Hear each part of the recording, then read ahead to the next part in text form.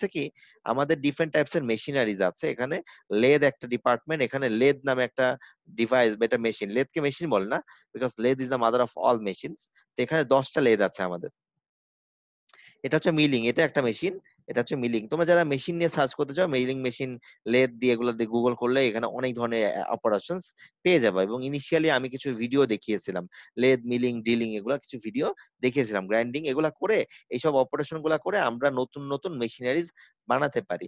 দেখো তোমরা আসলে অনেকেই অনেক সময় চিন্তা করো যে ইন্ডাস্ট্রিয়াল ইঞ্জিনিয়ার আমরা আসলে টেক্সটাইল মেশিন শিখছি না বা টেক্সটাইলে কিছু শিখছি না, আমরা করতে পারবো না। কিন্তু বাট তোমাদের সিলেবাস বা কারিকুলাম সারা বিশ্বেই ইন্ডাস্ট্রিয়াল মানে আইপি, যাদের ইন্ডাস্ট্রিয়াল প্রোডাকশন ইঞ্জিনিয়ারিং এর যে সিলেবাসটা এমন ভাবে ডিজাইন করা হয়, তাদের এমন একটা নলেজ চলে আসে, তারা যে কোনো একটা মেশিনকে খুলে দেখে আবার সেই মেশিনটা বানানোর একটা নলেজ তাদের মধ্যে চলে আসে।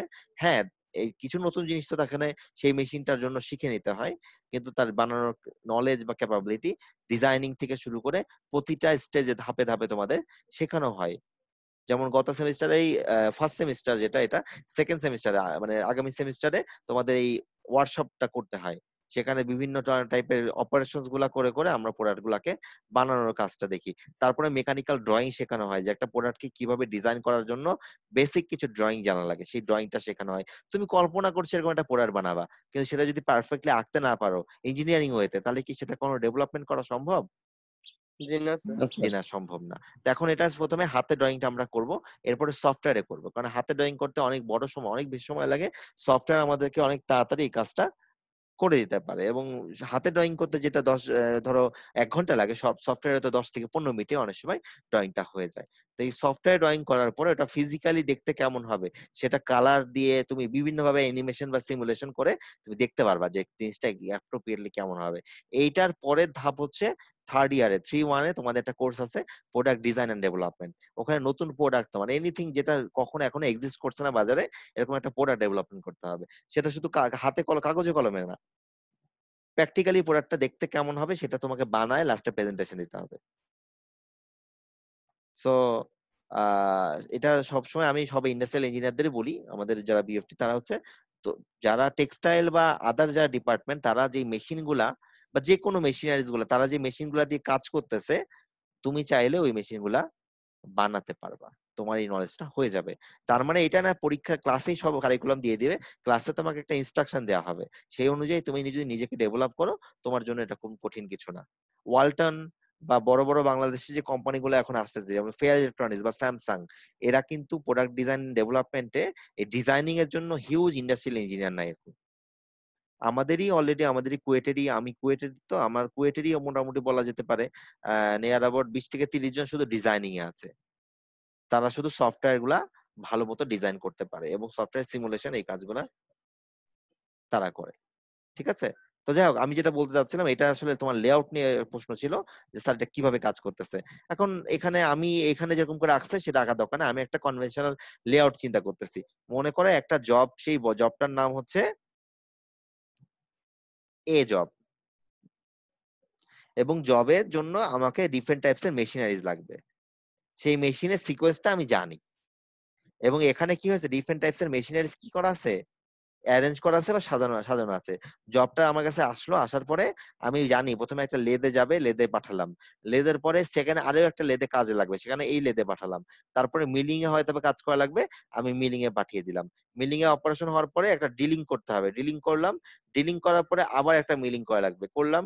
মিলিং এর পরে লেদের কাজ করলাম, লেদের কাজ করার পরে আমার একটা গ্রাইন্ডিং করতে হবে, grinding is one kind of finishing operation. Grinding করলাম, গ্রাইন্ডিং করানোর পরে একটা পোর্শনে যে আবার ডিলিং করা লাগতে পারে, সেই ডিলটা করার পরে আমার পেইন্টিং করা লাগলো।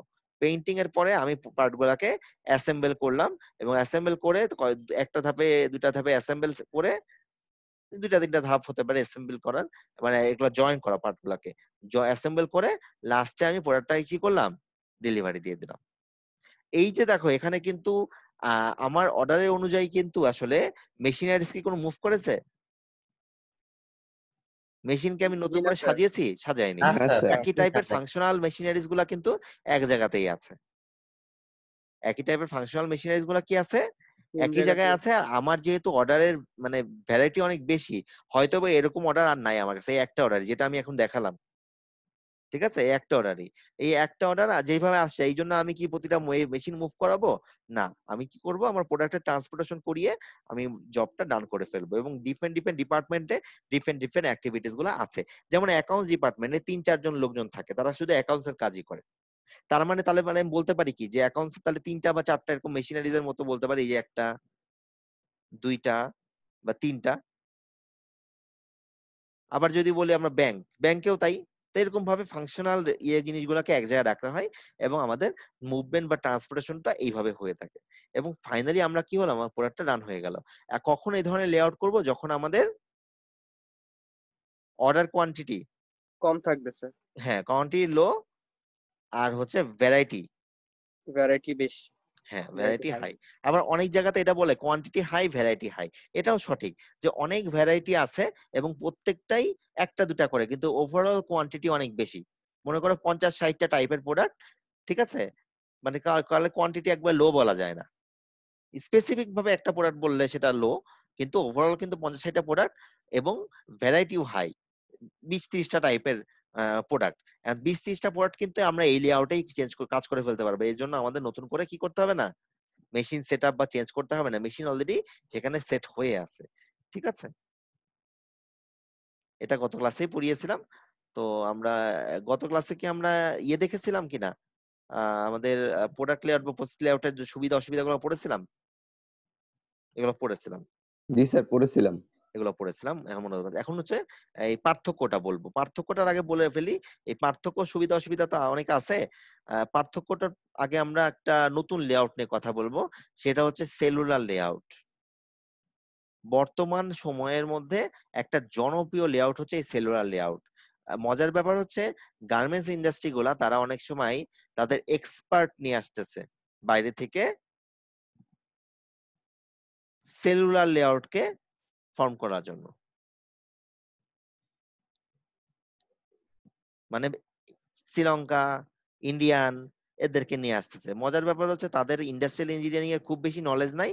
তারা হয়তো 6 মাস বা 1 বছর শুধু লেআউট নিয়ে একটু পড়াশোনা করেছে, সেটাই। আর তোমার হচ্ছে লেআউটের পাশাপাশি তুমি মেশিন নলেজ আছে তোমার, তুমি কিভাবে ফ্যাসিলিটিস গুলাকে সাজাতে হয়, কিভাবে জবকে সাজাতে হয়, এই সব জিনিসগুলা কিন্তু তুমি জানো।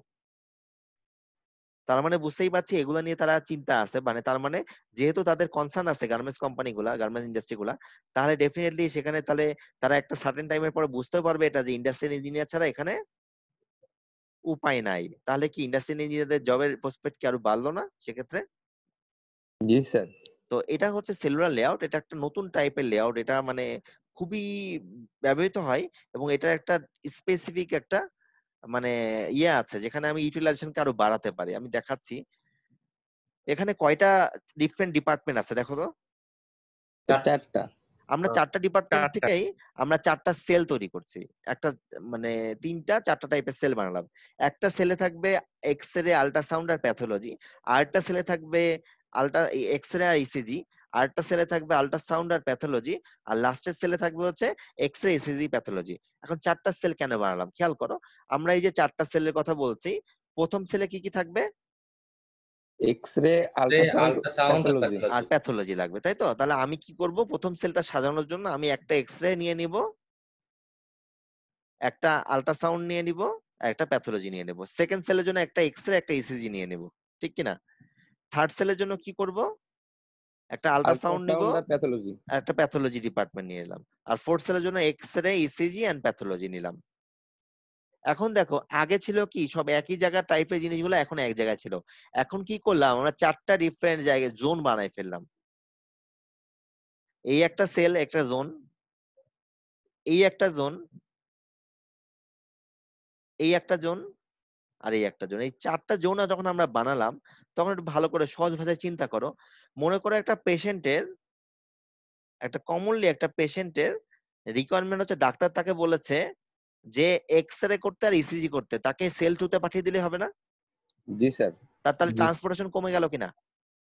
জি আগে স্যার। যেখানে ট্রান্সপোর্টেশন অনেক বেড়ে যাচ্ছিল, এখানে একটা জায়গাতে একই জায়গাতেই এক্স রে আর ইসিজি হয়, সেই জায়গাতে যদি তাকে পাঠিয়ে দেওয়া যায়, সে সরাসরি কি করতে পারবে কিনা, এক্স জি রে আর ইসিজি এক জায়গাতে হয়ে গেল, তাহলে সেই জায়গায় তার ওয়েটিং বা তার শিউলিং করা কি সহজ হবে কিনা? জি জি স্যার। কারণ স্যার যে সহজভাবে রোগীগুলো আসছে অটোমেটিক সেই রোগীগুলো কিন্তু সবার রিকোয়ারমেন্ট একই, এক্সরে আর ইসিজি জেনারেলি। তোমাদের কিছু প্রশ্ন আসবে এখানে, আমি প্রশ্নটা লাস্টে আমি পুরো কথা বলা শেষ করলে প্রশ্ন জবাবও তোমাদের মধ্যে চলে আসবে। তো দেখো এটা একটা গেল। আরেকজনের রিকোয়ারমেন্ট হচ্ছে আল্ট্রাসাউন্ড আর প্যাথোলজি, তাকে সেল থ্রিতে পাঠিয়ে দিলেই হয়ে যাবে না? জি স্যার। সবার যদি রিকোয়ারমেন্ট, অবশ্যই স্যার। হ্যাঁ, এবং এমন যদি হয় রিকোয়ারমেন্ট যদি সবার এরকমই হয় যে একই টাইপের সবার, তাহলে একই টাইপের কাজ হলে এখানে ভ্যারাইটি কি একটু হলেও কমাতে পারলাম কিনা আমরা? জি স্যার। আর ভ্যারাইটি জি স্যার কমাতে পারলে শিডিউলিং করা সহজ হয়ে গেল কিনা? জি স্যার। শিডিউলিং যদি সহজ হয়ে যায় তাহলে আমি কিন্তু প্রপার একটা প্ল্যানিং ও করতে পারবো যে প্রতিজনের জন্য এভারেজে 10 মিনিট করে লাগে, তাহলে 10 জনের জন্য কত সময় লাগবে প্ল্যানিং করতে পারবো যে আমাদের এই কাজগুলো করতে আমার একজনকে বলে দিলাম যে আপনার 1 ঘন্টার আগে হবে না, ঠিক কিনা? প্রপার জি একটা স্যার। প্ল্যানিং করা গেল। এবং আরেকটা জিনিস আমি প্যাথোলজি নিয়ে যেতে বলছি, যারা ডায়াগনোস সেন্টারে যেখানে টেস্টিং গুলা হয় দেখবা যে অনেক ভিড়, লিফটে ভিড়, সিঁড়িতে ভিড়। কেন বলতো? জাস্ট ট্রান্সপোর্টেশনের জন্য, একটা ফ্লোর থেকে আরেকটা ফ্লোর যাওয়ার জন্য। রোগীরা তো আসলে সিঁড়ি ইউজ করে যে অনেকে যেতে পারবে না, তাদের লিফট ইউজ করতে হবে, এবং লিফট এডুকেট অনেক সময় করা পসিবল হয় না, এই জন্য লিফটে লাইন হয়ে যায় বা ওয়েটিং থাকে, ঠিক কিনা? আমরা আগে জানি ওয়েটিংটা কিন্তু কখনোই ভালো না খারাপ? খারাপ। খারাপ। ভালো খারাপ না স্যার স্যার। কিন্তু আমরা যদি তাদেরকে একটা সার্টেন জায়গায় পাঠিয়ে দিই, ওখানে বসার ব্যবস্থা করে দিই, তাহলে লিফটে বা সিঁড়ির উপর প্রেশার কমে গেল না? জি জি অবশ্যই স্যার স্যার। দেখো জি চিন্তা স্যার। করো, এই যে তোমাদের আমরা যদি ফাংশনাল লেআউট করি, মনে করো 3টা ডিপার্টমেন্টে তাকে 3বার মুভ করতে হবে, তাহলে তার মুভমেন্ট কি বেড়ে গেল না অনেক? জি জি স্যার। স্যার তাহলে বেড়ে গেলে প্রতিবার সে কিন্তু করিডোরে বের হচ্ছে, তার মানে কি জ্যাম বাড়তেছে কিনা? জি স্যার করিডোরের উপরে প্রেসার পড়ছে, কিউ বাড়ছে। আমি একটা ফানি এক্সাম্পল দেই আমাদের ক্লাস নিয়ে। এটা হচ্ছে বিএফটি একটা কমন করিডোর, আর এই দুই পাশে ক্লাসরুম থাকে, ঠিক আছে? এটা একটা ক্লাসরুম, এটা একটা ক্লাসরুম, এই পাশে দুই পাশেই ক্লাস থাকে। তোমরা যতদূর যে অল্প কয়েকদিন ক্যাম্পাসে আসার সুযোগ হয়েছে তোমাদের, দেখেছো তাই না? মনে করো এটা এক জি নাম্বার স্যার রুম, এটা 2 নম্বর রুম, জাস্ট আমি নাম দিলাম এইভাবে।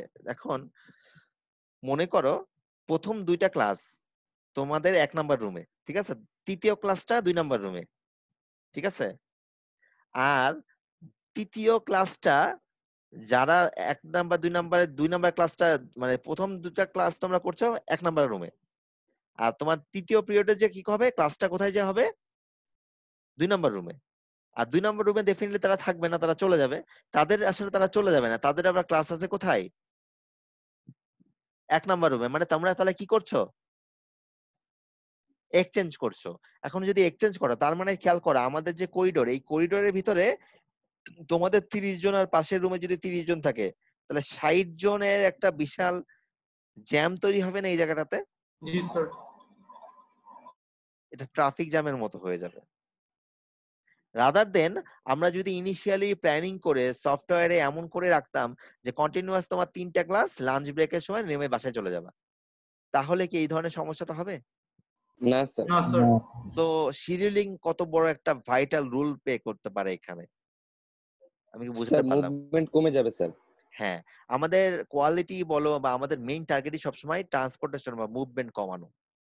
এই মুভমেন্ট কমাতে পারলে আমাদের অনেক সময় বাঁচবে এবং সিস্টেমটা আরো সুন্দর হবে। তো যাই হোক, এই যে তোমার প্রশ্ন এখন আসতে পারে, স্যার এই যে এক্সরে, আল্ট্রাসাউন্ড, প্যাথোলজি, এইগুলাকে আমি কিভাবে আলাদা করব? মুখে মুখে বারবার একজন খুঁজে বের করা তো কঠিন। এগুলো মুখে মুখে করার কোনোই প্রয়োজন নাই। We have some softwares. প্রতিটা জবের রেসপেক্টে সফটওয়্যারের ভিতরে আলাদা আলাদা কোড থাকে। এক্সরে একটা কোড থাকে, আল্ট্রাসাউন্ডের একটা কোড থাকে। ওই কোডকে যদি সফটওয়্যার প্রোগ্রামিং কে চিনিয়ে দেয়া যায় যেটা এক্সরে, তাহলে কিন্তু সফটওয়্যার অটোমেটিক কিন্তু সেন্স করে নিবে কোন সেলে যেতে হবে। এবং পেমেন্ট স্লিপের উপরে যদি ওটা প্রিন্ট করে দিয়ে দেয় যে সেল 2 তে যেতে হবে, যেহেতু তোমার এক্সরে আর প্যাথোলজি, তাহলে কি ওই লোকটাকে আর কিছু বলা লাগবে? ওই লোকটা যদি ওখানে যদি টিক চিহ্ন দিয়ে দিলে কিন্তু যে রোগী সে পড়েই কিন্তু চলে যেতে পারবে, জি জি স্যার। স্যার হ্যাঁ? বা প্রিন্ট আউট হয়ে গেল, যদি ডিসিশনটা না নিয়ে রাখে, যদি ভার্বালিও রোগীকে একবার বলে দেয়া যায় আপনি সেল 2 তে চলে যান 2 তলাতে, কথার কথা, তাহলে আপনার কাজ হয়ে যাবে। আর কিছু বলার দরকার আছে? এভাবে জি না কিন্তু স্যার। আমরা ব্যালেন্স করে আমরা কিন্তু প্রসেস, আমরা লেআউটকে সেলুলার লেআউট করলে আমরা এই ধরনের জিনিসগুলাকে খুব সহজে কন্ট্রোল করতে পারি। যেটা ট্রান্সপোর্টেশন কমে গেল এবং মনে হবে কি রোগীদের ক্ষেত্রেও এখানে ওয়েটিং বা আদার যে জিনিসগুলো সেগুলো কমে যাবে। শুধু রোগী না, এগুলো প্রসেসের ক্ষেত্রেও আমাদের হতে পারে। আমাদের এই যে এখন যেটা আমি একটু দেখাবো, এই যে আগের যে লেআউটটা আমরা দেখিয়েছিলাম, যেটা আজকে সকালে আবার প্রথমে দেখালাম, যে এখানে ফাংশনাল গ্রুপিং করে আমরা কিন্তু এক ধরনের লেআউটটা, ওহো কই গেল, এই যে এখানে আমরা এমন একটা সেল বানাতে পারি না যেই সেলের মধ্যে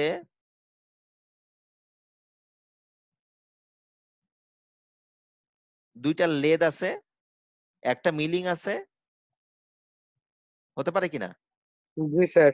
হ্যাঁ, জি স্যার, অবশ্যই যার পারে। দুইটা লেদ লাগবে, হ্যাঁ যার দুইটা লেদের কাজ আছে, হ্যাঁ আবার একটা মিলিং লাগবে, সে সরাসরি এখানে চলে আসলেই তার কাজ হয়ে যাবে না? তাই ট্রান্সপোর্টেশন জি কিন্তু স্যার। আমার কমানো পসিবল। আমি একটু বই দেখাচ্ছি, বইয়ে এরকম কিছু এক্সাম্পল আছে। আরেকটা জিনিস বলে রাখি, তোমার এখন ওই যেটা আমি এক্সাম্পল দেখালাম একটু আগে, এটা নিয়ে প্রশ্ন আসতে পারে, স্যার যার এই চারটার মধ্যেই মিলে না সে কোথায় করবে? এখন দেখো, সফটওয়্যার কিন্তু সেন্স করতে পারে কোন জায়গায় আমি কত লোক পাঠিয়েছি, করা যাবে না? সেন্স করানো যেতে পারে কিনা সফটওয়্যারে? জি জি স্যার। স্যার। স্যার হ্যাঁ, মনে করো একজন রোগী আসে, তার শুধু এক্সরে লাগবে। এখন দেখো, এক্সরে সেল 1-এ যায়, সেল 2-তেও হয়, সেল, সেল পরে এখন দেখছি আমরা যে আজকের দিনের দিন আমি সফটওয়্যারে দেখতে পাচ্ছি সেল 1-এ অলরেডি 20 জনকে পাঠাইছি, মানে অলরেডি 20 জন রোগী ওখানে চলে গেছে গত 1 ঘন্টায়, কথার কথা। আর সেল 2-তে গেছে মাত্র 2 জন, আর সেল 4-এ গেছে মনে করো 12 জন। তাহলে এক্সরে করার জন্য আমি সেল 2-তে পাঠিয়ে দিলে অপটিমাম হয়ে যাচ্ছে না? জি স্যার। এটা কিন্তু এটাও সফটওয়্যারে সেন্স করা সম্ভব। এই জন্য আমাদের ইন্ডাস্ট্রিয়াল ইঞ্জিনিয়ারদের সবচেয়ে বড় একটা অংশ হচ্ছে কম্পিউটার প্রোগ্রামিং। আমাদের কম্পিউটার প্রোগ্রামিং না জানলে, কম্পিউটেশন স্কিল না জানলে আমরা কখনোই অপটিমাম রেজাল্ট আউটপুট বের করতে পারবো না। সেই জন্য কম্পিউটার প্রোগ্রামিং নেক্সট সেমিস্টারে আছে। তোমরা হয়তো বা অনেকে আইসিটি তেও শিখে আসতে পারো, অনেকে ব্যক্তিগত উদ্যোগেও শিখে আসতে পারো। সো যেভাবে তোমরা শিখো, কিন্তু কম্পিউটার প্রোগ্রামিং জানতে হবে। আর একটা জিনিস বলি, বিএফটি ক্যারিয়ার ডেভেলপমেন্ট ক্লাবে ওখানে আমাদের কিন্তু এখন অনলাইন কোর্সের একটা অপশন আছে। আমাদের অনলাইন একটা বড় প্ল্যাটফর্ম হচ্ছে কোর্সেরা, একটু সার্চ জি করে স্যার। দেখবো। হ্যাঁ, এই কোর্সেরাতে অনলাইনে অনেক কোর্স করা যায়। তোমরা যারা প্রোগ্রামিং শিখতে চাও প্রোগ্রামিং কোর্স করতে পারো, যারা সাপ্লাই চেইন নিয়ে করতে চাও সেই কাজ করতে পারো, তোমরা শিখতে পারো বিনা পয়সায়। এটা কোনো টাকা পয়সা লাগবে না, ইভেন সার্টিফিকেটও পাবা। তো এটা কিন্তু জি খারাপ স্যার। না, যেহেতু এখন সময় আছে এগুলা শিখতে পারো। শুধু টেবিল বা আমাদের একাডেমিক পড়াশোনা দিয়ে খুব সবকিছু হবে না, আমাদের কো কারিকুলার অ্যাক্টিভিটিসও লাগবে আমাদের, এই আর কি। তো আসলে কি করলাম আমরা সেলুলার লেআউটে, দেখো আমরা মেশিনকে একটা, বিভিন্ন মেশিন একটা গ্রুপ বানালাম এবং গ্রুপ অনুযায়ী আমরা কি করলাম, কাজ করলাম। এই গ্রুপ ওয়ার্ডটা থেকেই একটা জিনিস এখন মনে পড়ে যাচ্ছে, সেটা হচ্ছে টার্মটা হচ্ছে গ্রুপ টেকনোলজি।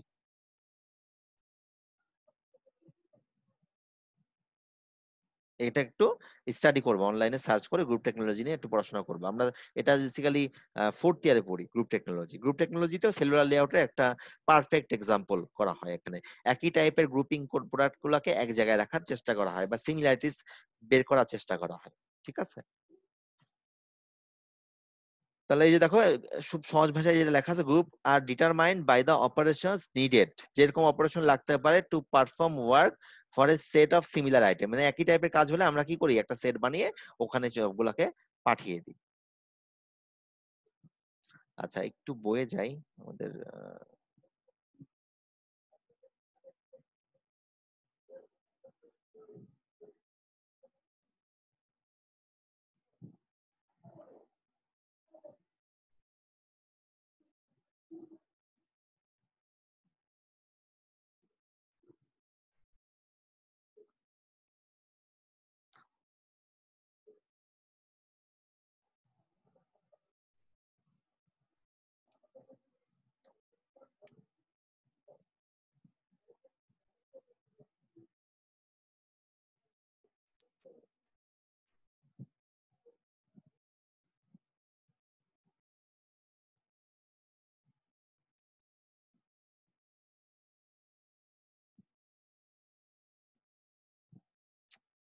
একটু ওয়েট করতে হবে, আসতেছে।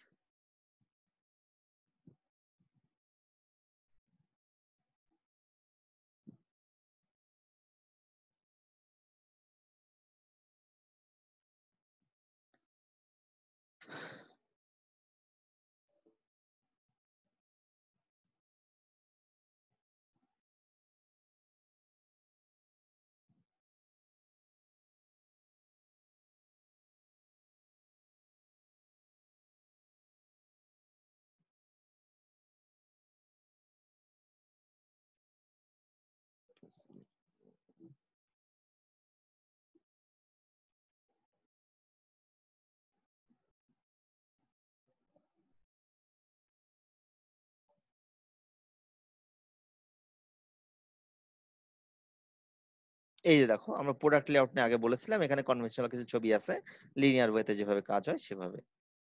আমরা আমরা আসলে এখানে সেলুলার লেআউটটা নিয়ে দেখাবো, গ্রুপ টেকনোলজি নিয়ে দেখাবো। এটা কি লেআউট বলো তো, একটু আগে যে দেখালাম এটা কি layout? Process layout. Process Process layout. এই তো layout। বুঝতে পেরেছি, একই টাইপের জিনিসগুলোকে আমরা এক জায়গায় রেখেছি। এবং এখানে এই বইটার আমি সফট কপিটা মনে হয় ক্লাসরুমে আছে, নাহলে দিয়ে দিব। এইটার এই চ্যাপ্টারটা রিডিং করবা তোমরা সবাই, বিভিন্ন সুবিধা অসুবিধাগুলা ভালো মতো বোঝার জন্য।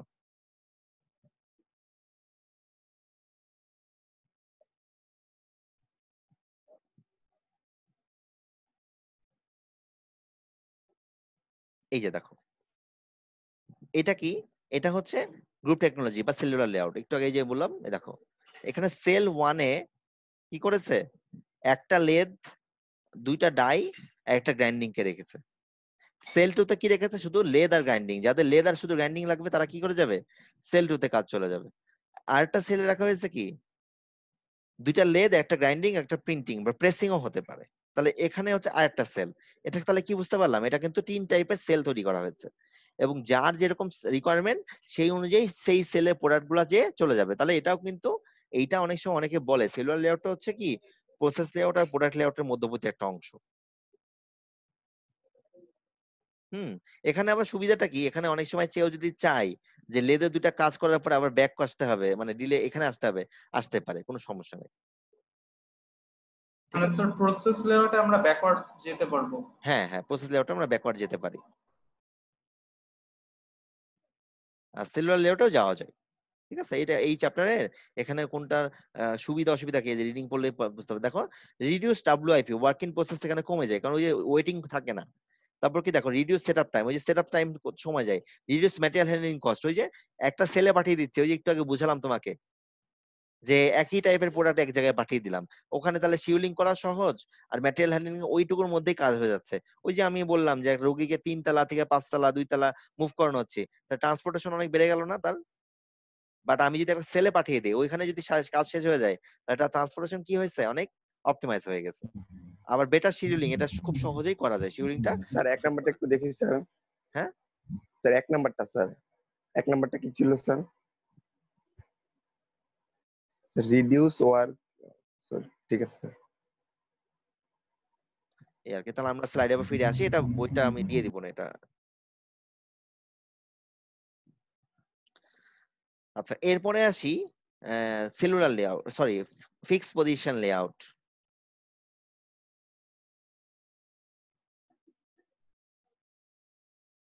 আমরা দুটা প্রোডাক্ট দেখতে পাচ্ছি, দুটা প্রোডাক্টের সাইজ নিয়ে আমাদের মনে হয় না কনফিউশন আছে, এটা বিশাল। অবশ্যই স্যার। তাই না, জাহাজ যদি বলি, শিপ যদি বলি, অথবা যদি এরোপ্লেন বলি, দুটাই কিন্তু অনেক বিশাল সাইজ। এবং এত বড় সাইজের প্রোডাক্টকে আমরা যদি লেআউট করি গার্মেন্টস এর মতো, এক জায়গা থেকে আরেক জায়গায়, পিছন থেকে উইংটা নিয়ে আবার সামনে পাঠালাম, সামনে থেকে আরেকটা কাজ হয় আবার সামনে গেল, এমনটা কি করা হবে? না স্যার, এটা বরং এক না, জায়গায় স্যার। করতে হবে। এক্স্যাক্টলি, এখানে যেটা করতে হয় আসলে, এই জায়গাটাতে কি করা হয়, একটা স্পেসিফিক জোন ঠিক করে নেওয়া হয় যে এই জায়গায় আমাদের ফুল কাজটা হবে, এবং সেই অনুযায়ী তার দিকে সকল ফ্যাসিলিটিস গুলা কি করে, মুভ করে। আর ওই প্রোডাক্টটা কি থাকে, রিমেন স্টেশনারি, ফিক্স থাকে। কখন আমরা এটা করব, যখন প্রোডাক্টের সাইজটা বাল্ক হবে, অনেক বড় হবে, ওয়েট হবে বা সাইজ অনেক বড় হবে, এবং এমন কোন ফ্যাক্টরস থাকতে পারে যেটা আনডিজায়ারেবল বা extremely difficult to move the product. এটা নিয়ে একটা এক্সাম্পল দিব, একটু পরে, চিন্তার কিছু নাই। মানে বুঝতেই পারছি, প্রোডাক্টটা যদি এক্সট্রিমলি ডিফিকাল্ট হয় মুভ করানো হয়, তখন আমরা কি করতে পারি, ফিক্স পজিশন লেআউট আমরা ফলো করব। তখন ফিক্স পজিশন লেআউট মানে কি, একটা যেখানে র স্পেসিফিক মেটেরিয়াল জায়গাতে গুলো জবটা ওই জায়গাতে ফিক্সড থাকবে, এবং সরি মানে প্রোডাক্ট গুলা সব কম্পোনেন্ট ওখানে এসে অ্যাসেম্বল হবে, আর ওইটার অ্যাবাউট টু, মানে ওইটার দিকে ম্যান থেকে ম্যান, মেশিনারিজ, র মেটেরিয়াল, আদার যা যা আছে সবকিছু ওর দিকে কিন্তু মুভ করবে, অ্যাবাউট টু। ঠিক আছে, দেখো এখানে বলেছে এই কথাটা, এখানে এক লাইনে লিখে দেওয়া আছে, নিচের প্যারাটা দেখো, আইটেম বিং রিমেইন স্টেশনারি, মানে আইটেম কি করবে করবে ওই জায়গাটাতে একটা জায়গায় স্টেশনারি থাকবে, ওয়ার্কার মানে ম্যান, ম্যাটেরিয়ালস এন্ড ইকুইপমেন্ট মানে মেশিনারিজ, আমি যে বললাম ম্যান মেশিন ম্যাটেরিয়াল আগে বলেছি, এই তিনটা কি করবে মুভ অ্যাবাউট কার দিকে, ওই প্রোডাক্টটা বা আইটেমটার দিকে। তার মানে প্রোডাক্ট যখন অনেক বড় হবে, যেমন একটা প্লেনকে তো মুভ করাতে গেলে তো আরো জায়গা বেশি লাগবে না, জি স্যার। আর একটা প্লেনকে জি কিন্তু স্যার। আমরা ছোট ছোট অনেকগুলা শিটকে ওয়েল্ডিং করে অনেকগুলা স্টেপে কাজ করে তারপর কি করি ওগুলাকে জয়েন করি, লাস্টে পেন্টিং করি। জাহাজের ক্ষেত্রেও তাই, আমি খুলনাতে যখন ছিলাম ওখানে শিপ বিল্ডিং যেটা হচ্ছে ওটা শিপিয়ার্ড। শিপইয়ার্ড বলা হয়, শিপইয়ার্ড বলা হয়, খুলনা একটা আছে মংলার ওখানে, মংলা না সরি এটা হচ্ছে রূপসার কাছে। তো ওইটা আমি দেখেছি, ওখানে এরকম একটা বিশাল শিপ বানাতে 6-7 মাস 1 বছরও লেগে যায় অনেক সময় কাজগুলা করে। তো এই যে কাজগুলা বা একটা বোয়িং বানাতে, এটা কিন্তু বোয়িং এর এক্সাম্পল। বোয়িং হচ্ছে বিশ্বের মধ্যে one of the largest company যারা এই প্লেন বানায়, এরোপ্লেন গুলা বানায়, এই Boeing sir American company sir. American base company, right, Europe base একটা কোম্পানি আছে, সেই কোম্পানির নাম হচ্ছে এয়ারবাস। এয়ারবাস। হ্যাঁ, এবং আজকেই যদি ইন্টারেস্টেড থাকো যারা বোয়িং এ চাকরি করতে যাবে অ্যাজ এ ইন্ডাস্ট্রিয়াল ইঞ্জিনিয়ার, তাহলে একটু গুগল করে দেখো যে বোয়িং এ এখন কোনো ইন্ডাস্ট্রিয়াল ইঞ্জিনিয়ার নিবে কিনা, ওরা কয়দিন পর পরই নেয়, অনেক নেয়। কারণ এখানে কোন ম্যাটেরিয়াল গুলাকে কোন মুডে নিয়ে আসলে, কিভাবে নিয়ে আসলে, কোন সময় কোনটা লাগবে, এই প্রপার প্ল্যানিংটা কিন্তু ইন্ডাস্ট্রিয়াল ইঞ্জিনিয়ার করে দিতে পারে। এবং অনেক টার্মই যেগুলো যদি জব পেয়ে যাও, মানে সার্কুলারটা পেয়ে যাও, তাহলে কি টার্ম আছে, অনেক সময় টার্ম চিনবা না, স্বাভাবিক, সব তো আর পড়ো নাই। তো টার্মটার জন্য আমাদের সিলেবাসটা দেখে সিলেবাসের মধ্যে খুঁজে নিবা যে এই টার্ম সিলেবাসে আছে কিনা, দেখবা যে মিলে যাবে। আর এখন তো আরো চাকরি থেকে ছাঁটাই করে দিতেছে। তাই নাকি?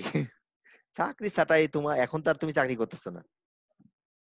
স্যার স্যার এখানে কি স্যার সবগুলা কাজ একই জায়গায় করা হয় না স্যার, বিভিন্ন পার্টস গুলা বিভিন্ন জায়গা থেকে অনেক করে এক সময় জায়গায় বিভিন্ন নিয়ে জায়গাতে অ্যাসেম্বল করা হতে হয়? পারে, বাট এটা হচ্ছে কি সবগুলা একটা নির্দিষ্ট শেডের মধ্যেই হয়, কিছু দুই একটা কম্পোনেন্ট হয়তো বা ওই জায়গায় করা পসিবল হয় না। এখনকার যুগ এমন না সবকিছু নিজে বানাতে হবে, এখনকার যুগটা এরকম না যে সব আমি নিজেই বানাবো, আমি কিছু কিনেও আনতে পারি। লাইক এমন হতে পারে বোয়িং এর সাথে একটা কোম্পানির চুক্তি আছে, তারা বোয়িং এর সিট গুলো অটোমেটিক তারা বানিয়ে দিবে। তারা জি মনে করো 200 বা 300, একটা বোয়িং এর মধ্যে 600 সিটও হতে পারে। তো আচ্ছা মনে করো 500টা সিট আছে, এই 500টা সিট তারা অলরেডি বানিয়ে বোয়িং কে সাপ্লাই দিয়ে দিয়েছে, বোয়িং কি করেছে ওটা ওই শেডের ওখানে নিয়ে আসছে এবং ওখানে ওটা কি করেছে জাস্ট অ্যাসেম্বল করেছে। তার মানে এটা না যে ওই জায়গাতে বোয়িং এর ওই সিটটা, চেয়ারটা তৈরি করতে হবে, এমনটা না, কারণ ওটা অলরেডি এক জায়গায় আউটসোর্সিং হয়ে বানিয়ে লাগানো হয়েছে। কিন্তু এটা ঠিক ফুল বডির জন্য যা যা দরকার ওগুলা কিন্তু হতে পারে ওখানে তৈরি হতে পারে। ঠিক আছে, মোট কথা আমি প্রোডাক্টের মুভ করানো এখানে আমাদের খুব কঠিন যখন হবে, প্রোডাক্টকে আমি তার জায়গায় স্থির রেখে আমরা তার দিকে ম্যাটেরিয়াল, র মেটেরিয়াল বা আদার যে কম্পোনেন্ট আছে সেগুলোকে মুভ করাবো। মনে করো তোমার বাসার ওয়ালে একটা ড্রিল করবা, ঠিক আছে, এখন বাসার ওয়ালটা কি খুলে কেউ দোকানে নিয়ে যায় ড্রিল করানোর জন্য? অবশ্যই না স্যার। না, কি করে, হ্যান্ড ড্রিলার নিয়ে আসে বাসার ওয়ালের কাছে, কারণ জি বাসার স্যার। ওয়াল মুভ করাতে পারবা? না স্যার। ঠিক আছে, তাহলে চাচা চৌধুরী সাবুকে লাগবে, বুঝছো? তার মানে স্যার এটা স্যার অলমোস্ট প্রসেস লেআউটের বিপরীত স্যার। না, বিপরীত না, এটা পুরাটাই আলাদা জিনিস। এখানে প্রসেস লেআউট বা প্রোডাক্ট লেআউটে সবসময় হচ্ছে কি আমাদের প্রোডাক্টটা মুভ করছে, আর এখানে ওটাই প্রোডাক্ট, বলছি স্যার, আর এখানে ইয়াটাই ওখানে যাচ্ছে, মানে বিপরীত না স্যার। প্রসেস লেআউটে আমরা স্যার করি স্যার প্রোডাক্টটা ইয়ার লেআউটে পাঠাই, আর এখানে লেআউটটাই সম্পূর্ণ প্রোডাক্টের কাছে আসতেছে স্যার। লেআউটটা না আসলে ফ্যাসিলিটিস গুলো, লেআউট তো ফ্যাসিলিটি আসলে মানে এটা, ওটাই হ্যাঁ। আছে। না, এখন প্রোডাক্ট লেআউটে তো প্রোডাক্ট মুভ করে, প্রসেস লেআউটে তো প্রোডাক্ট মুভ করে, দুটাতে তো মুভ করে। এখন ব্যাপারটা হচ্ছে এখানে প্রোডাক্টটা স্টেশনারি থাকে, উল্টা বলা যাবে না, এটা আলাদা একটা মেথড বলতে পারি আমরা। ঠিক আছে, জাস্ট মুভমেন্টের উপর যদি চিন্তা করে বলি সেক্ষেত্রে বলতে পারে এটাতে মুভ করে না, ওগুলাতে মুভ করে। মানে স্যার এটাই তো শুধু ম্যাটেরিয়াল গুলো আসে। ম্যাটেরিয়াল গুলো মুভ করবে প্রোডাক্টটা যেখানে হবে সেই জায়গাটাতে, কিন্তু অন্য জায়গাতে কি হয় প্রোডাক্টটা সহ মুভ করে। গার্মেন্টস বলো বা মোবাইল কোম্পানি, মোবাইল ডিভাইস গুলা বলো, সবগুলা বা একটা মনিটর কথা বলো, সবগুলার অ্যাসেম্বলি তুমি পাবা অনলাইনে, ইউটিউবে পাবা। দেখবা যে প্রোডাক্টটা মনিটরটা কাজ হয়ে সামনে আগাচ্ছে, ল্যাপটপের ক্ষেত্রেও তাই হচ্ছে, একটা কাজ হয়ে সামনে আছে, পুরো প্রোডাক্টটাই মুভ করছে, কিন্তু এখানে প্রোডাক্টটা কি তার জায়গায় স্থির থেকে বাকিগুলা সব কম্পোনেন্ট তার কাছে এসে যুক্ত হয়। একটা লেদ লাগবে মনে করো, লেদটা সেখানে নিয়ে আসে, ড্রিল লাগবে, পেইন্টার লাগবে, সব এখানে নিয়ে এসে ওই জায়গাতেই সব কাজটা শেষ করে ফেলে আর কি। তারা এখানে আরো একটা এক্সাম্পল দেখাচ্ছি আমি, এই যে এই টার্মটা মানে রেসপেক্ট করে একটা ছবি দেখাচ্ছি এবার। It is undesirable to move, ঠিক আছে, মানে মুভ করানোটা উচিত হবে না এরকম আর কি বোঝানো হচ্ছে। ডান পাশে ছবিটা দেখতে পাচ্ছি? Operation Yes, theater. জি স্যার, অপারেশন। হ্যাঁ, একটা অপারেশন রোগী থিয়েটার। যখন তার টেস্টিং গুলা করানো হয় তখন কিন্তু তাকে বিভিন্ন জায়গাতে নিয়ে যাওয়া হয় টেস্টিং করার জন্য। মনে করো 2 তলাতে এক্সরে করালাম, 5 তলাতে আল্ট্রাসাউন্ড বা ডিফারেন্ট কাজগুলা করা হয়, যেগুলা তার চেম্বারে করা মানে তার যে কেবিনে করা পসিবল সেখানেই করানো হয়। কিন্তু অপারেশন থিয়েটারে যদি এরকম করা হয় 2 তলাতে কিছু, 3 তলাতে কিছু, 5 তলাতে কিছু অপারেশন, এটা কি পসিবল? না স্যার, সব এটা একসাথে আনডিজায়ারেবল টু মুভ। কেন? কারণ যদি তাকে মুভ করানো হয় হতে পারে একটা অ্যাক্সিডেন্ট ঘটতে পারে, রিস্ক ফ্যাক্টরটা বেড়ে যাবে। এই জন্য কি করা হয়, রোগীকে একটা অটির একটা সার্টেন প্লেসে তার জায়গায় স্থির করে ফেলা হয়। আর ডাক্তার, নার্স, যত মেশিনারিজ লাগে সবাই কি করে, রোগীর দিকে অ্যাবাউট টু মুভ করে। ঠিক আছে? যা যা মেশিনারিজ লাগবে সব মেশিনারিজ গুলো কি করে, রোগীর দিকে মুভ করায় নিয়ে আসা হয়। ঠিক আছে? এবং অপারেশনটা শেষ হয়ে যায়, এইভাবে হয়। কারণ এখানে যদি একটু এদিক ওদিক করানো হয়, মুভ করানো হয়, তাহলে কি করতে হতে পারে, তার জীবনের একটা মানে হতে পারে রিস্ক চলে আসতে পারে। যেমন মনে করো প্রথমে একটা অপারেশনের একটা ধাপ হচ্ছে একটা মেশিন লাগবে, সেই মেশিনে রোগীকে এখানে পাঠানো হলো, কাজটা করানো হলো, তারপর রোগীকে আরেকটা সরায় আরেকটা মেশিনে নিয়ে গেলো, তারপর এগুলাকে যদি এখানে প্রোডাক্ট লেআউট ফলো করা হয়, বিপদই আছে। ঠিক আছে? তার মানে এখানে আমরা ফিক্স পজিশন লেআউট করতে পারি যদি সফিস্টিকেটেড ইস্যু হয়। এটা একটু সফিস্টিকেটেড ইস্যু। এই কথাগুলো এখানে লেখা লেখা আছে। এখানে হয় কি, এখানে স্পেস কম লাগে, কারণ প্লেনকে একটা যদি মুভ করাতে যাই, আমি না মুভ করালাম, আমার ক্রেন আছে, কিন্তু মুভ করাতে গেলে একটা প্লেনকে মুভ করাতে কম জায়গা লাগবে, একটা জাহাজকে মুভ করাতে কম জায়গা লাগবে, অবশ্যই স্যার, অনেক অনেক জায়গা। জায়গা লাগবে। ওই জায়গাটা আমার লিমিটেড, কারণ আমি আগেই বলেছি industrial engineer limited space, limited material, সব লিমিটেড জিনিস নিয়ে কাজ করে। আমার এত জায়গা নাই যে আমি একটা বিশাল প্লেনকে বারবার ঘুরায় ঘুরায় দেখতে পারি ঠিক আছে কিনা। রাদার দেন তুমি নিজে নিজে ঘুরে দেখো। ঠিক আছে? তো এই হচ্ছে আমাদের ফিক্স পজিশন লেআউট। এরপরে এই যে লেআউট গুলা, এগুলা হচ্ছে সবই হচ্ছে আমাদের প্রোডাক্ট রিলেভেন্ট। এগুলো হচ্ছে কিছু সামারি আছে, এটা পরে আসতে একটু পরে বলছি। এতক্ষণ যেগুলো আমরা বললাম এগুলা হচ্ছে ম্যানুফ্যাকচারিং লেআউট। এগুলা কি বললাম আমরা? Manufacturing manufacturing layout. Manufacturing layout. এই লেআউটের আন্ডারে আমরা পড়েছিলাম হচ্ছে product layout, process layout, process layout, fix position layout বা সেলুলার সেলুলার লেআউট। লেআউট। হ্যাঁ, এগুলো পড়েছি। আরো একটা টাইপের লেআউট আছে, সেটা হচ্ছে আমাদের বলা হয় আদার্স টাইপ অফ লেআউট। অনেক সময় বলা হচ্ছে সার্ভিস লেআউটও বলে, অনেক সময় সার্ভিস লেআউট।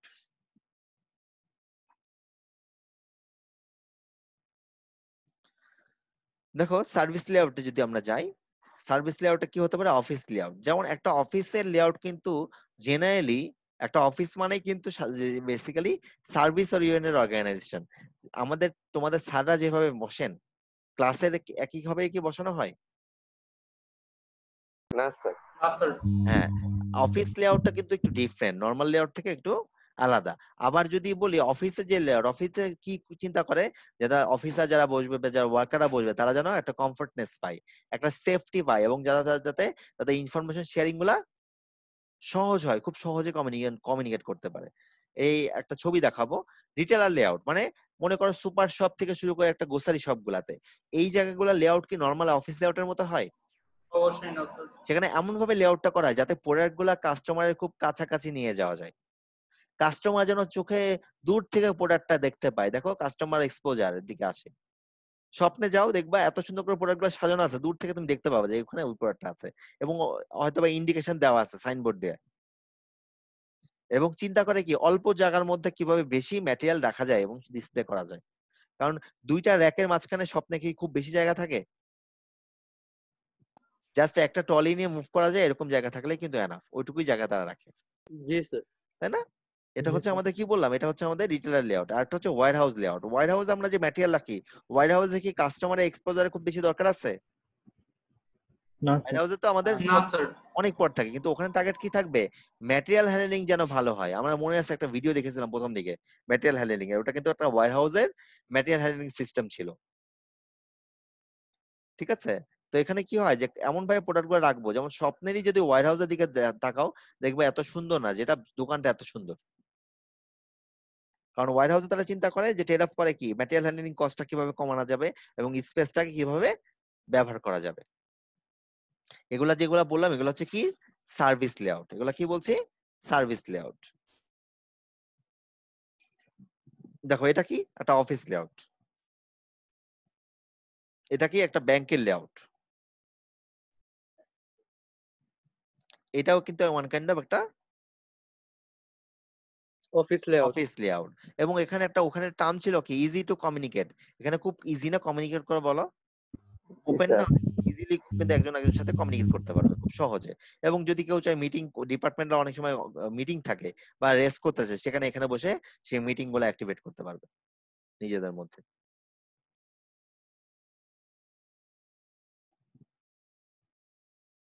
হোয়াইট হাউসের ছবি ভিডিও দেখিয়েছিলাম, এই জন্য হোয়াইট হাউসটা কনভেনশনাল উপর থেকে দেখতে কেমন হয় সেটা দেখানোর চেষ্টা করেছি। একটা বিশাল হোয়াইট হাউস থাকে, এখানে বিভিন্ন র্যাক অনুযায়ী সেলফ অনুযায়ী অনেক প্রোডাক্ট রাখা থাকে একসাথে, এবং সেগুলাকে আমরা ডিল করতে পারি আর কি।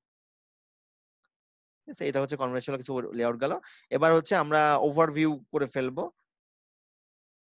সেটা হচ্ছে গিয়ে প্রোডাক্ট লেআউটটা কি হয় বলতো, মনে করে দেখো। স্যার কোয়ান্টিটি বেশি লাগে, ভ্যারাইটি কম। আমাদের হচ্ছে হাই ভলিউম, লো ভ্যারাইটি, জি স্যার। এবং কাজগুলাকে মনে একটা স্ট্যান্ডার্ড বা স্পেশালাইজড একটা কাজ। তারপর কি দেখো, প্রোডাক্ট ইজ স্ট্যান্ডার্ডাইজ, মানে একই কাজই বারবার হবে, একই টাইপের কাজ, মানে প্রোডাক্ট একটা ফিক্সড করে ফেলা হয়েছে। এবং রিপিটেটিভ কাজ করা, একই কাজ কি করা হয়, বারবার হয়। বারবার করা হয়। এবং কি হয় এখানে আমরা ইকুইপমেন্ট গুলো ইউটিলাইজেশন বাড়াতে পারি, মানে যত বেশি বারবার একই কাজ করতেছে, এবং কি হয় ইউনিফর্ম একটা কোয়ালিটি পেতে পারি আমি, কারণ প্রত্যেকে একই কাজ বারবার করতেছে, যেহেতু ইন্টারাপশন নাই, তাহলে কি কোয়ালিটি ভালো হওয়ার কথা কিনা, জি স্যার। কোয়ালিটি জি ভালো স্যার। হওয়ার কথা। আর প্রসেস লেআউটে কি ছিল, একই টাইপের ফাংশনের কি আমি কি করছিলাম একই জায়গায় রাখছি, সিমিলার মেশিনারিজ বা সিমিলার ফাংশনাল মেশিনারিজ কে কি করছি আমরা একই জায়গায় রাখছি, গ্রুপ প্রসেস করছি। লেআউটে গ্রুপ একই করছি। জায়গায় রাখছি। হ্যাঁ, আর তারপরে হচ্ছে এখানে কি হয়, low volume high variety. High variety. অনেক জায়গায় আবার এটাও বলে হাই ভলিউম হাই ভ্যারাইটি, এটাও ঠিক, কারণ অনেক, হাই ভ্যারাইটি। হ্যাঁ, কারণ একসাথে যদি 100 টাইপের প্রোডাক্ট চলে আসে এবং 100টা প্রোডাক্ট চলে আসে, তাও আমি ডিল করতে পারবো ওই প্রসেস লেআউটে, এই জন্য জি স্যার। মেশিনারি চেঞ্জ করা লাগবে না, তাই না? আচ্ছা, এখানে একটা নাম দিয়েছে জব শপ, এটার নাম হচ্ছে কি প্রসেস লেআউটে যে কাজ বলি একটা একটা করে কাজ আছে, তো এই জন্য এটাকে বলা হয় জব শপ। আর প্রোডাক্ট লেআউটে এটার নাম কি বলা হয় জানো? এটা একটা নাম আমরা প্রথমে শিখিয়েছিলাম, ফ্লো শপ। ফ্লো সব। প্রোডাক্ট লেআউটের নাম হচ্ছে ফ্লো শপ, আর প্রসেস লেআউটের নাম কি, জব শপ। তাহলে এবার পার্থক্য দেখি চলো।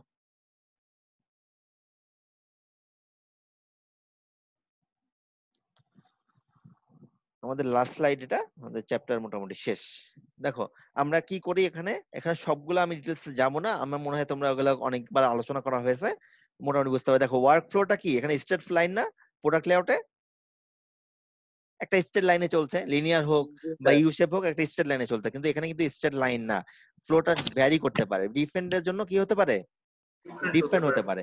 প্রোডাক্ট লেআউটটা কি একটা স্ট্যান্ডার্ডাইজ প্রোডাক্ট, বারবার একই কাজ করা হচ্ছে।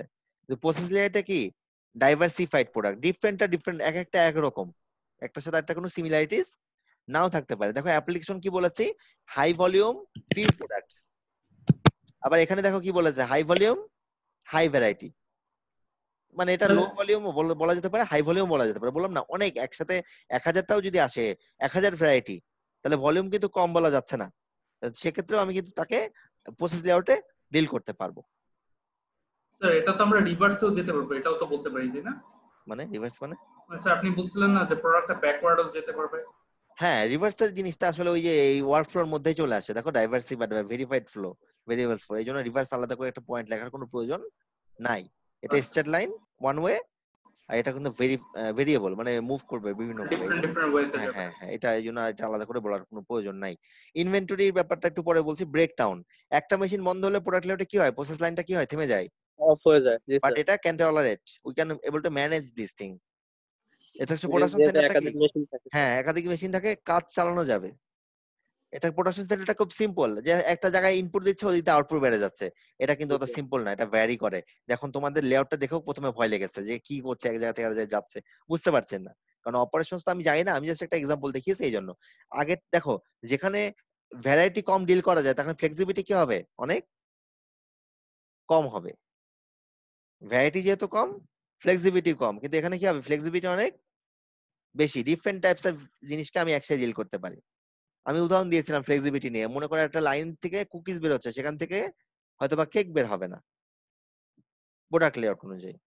কিন্তু আমরা যদি চাই যে প্রসেস লেআউট করি, তাহলে কিন্তু ওখানে সব টাইপের প্রোডাক্ট একসাথে ফ্লেক্সিবল হবে, চেঞ্জ করা যাবে। জি স্যার। আচ্ছা, কস্টিং এর ব্যাপারে প্রোডাক্ট লেআউটে ইনিশিয়াল কস্টটা অনেক বেশি, ওই যে প্রথমে মেশিনারিজ কিনতে হয়, কিন্তু কম দামি ওয়ার্কার বা লেবার দিয়ে কাজ চালানো যায়, তাহলে কি ভেরিয়েবল কস্ট কি হবে? কম হবে, কারণ ভেরিয়েবল কস্ট মানে লেবার কস্ট। আমরা ব্রেক ইভেনে পড়েছিলাম না, একটা ফিক্সড কস্ট কি ছিল? মেশিন সেটআপ বা কেনাকাটা। আর ভেরিয়েবল কস্টটা কি? এটা হচ্ছে শ্রমিকের পেছনে খরচ করা। হ্যাঁ, লেবারের কস্টিং, ইউটিলিটি চার্জ, এগুলো হচ্ছে কস্টিংটা কি হয় প্রোডাক্ট লেআউটে কম হয়।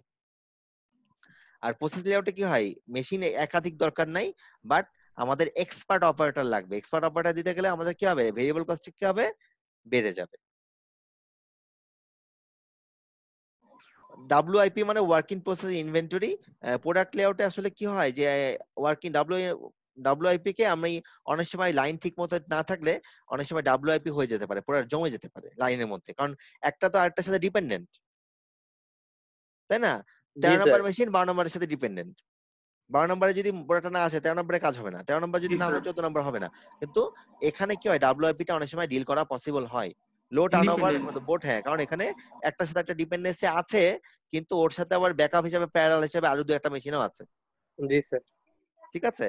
এবং ম্যাটেরিয়াল ফ্লো যেটা কি, এটা প্রেডিক্টেবল, সামনে থেকে পিছনে, পিছন থেকে আরেকজন সামনে, এভাবে যাচ্ছে, খুব ইজি, অটোমেটিক্যালি ডিল করা যায়, খুব ইজিলি ডিল করা যায়। এখানে ম্যাটেরিয়াল হ্যান্ডলিং এত সোজা না। অটোমেটিক তো পসিবলই অনেক সময় না, ম্যানুয়ালি করতে হতে পারে। ওভারঅল আমি পার্থক্যগুলো বোঝানোর চেষ্টা করলাম আর কি।